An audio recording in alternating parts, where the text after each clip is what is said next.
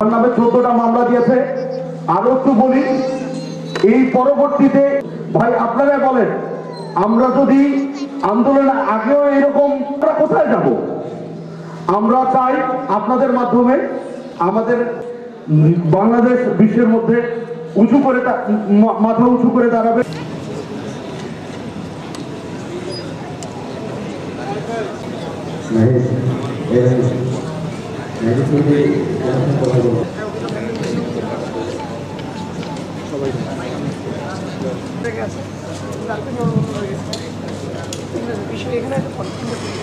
জায়গায় হচ্ছে পুলিশের হচ্ছে আমার মুখের যে ট্রিটমেন্টটা ওইটা আমার জাতীয় চক্ষু বিজ্ঞানে হয়েছিল।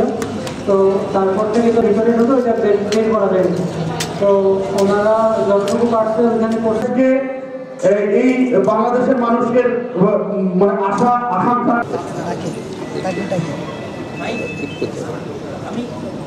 উপস্থিত হয়েছেন। আপনাদের ত্যাগের কারণে আজকের আমাদের এই আন্দোলন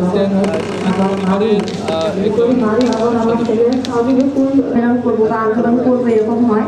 তো আমরা জেলা স্কুলে যাই, জেলা স্কুল থেকে জেলায় আমি একজন নিরীহ গরিব মানুষ।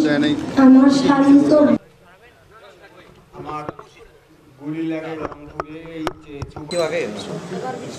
আসসালামু আলাইকুম, আমার নাম নিয়াজ। আমি বাংলা 19 জুলাই রংপুর টাউনের সামনে আমার পায়ের হাঁটুর নিচে যে মাংস হয়েছে এখানে গুলি লাগে। আমরা যে সরকারকে বিদায় করেছি সেই সময়ের যে ফ্যাসিজম ছিল, তারা যেভাবে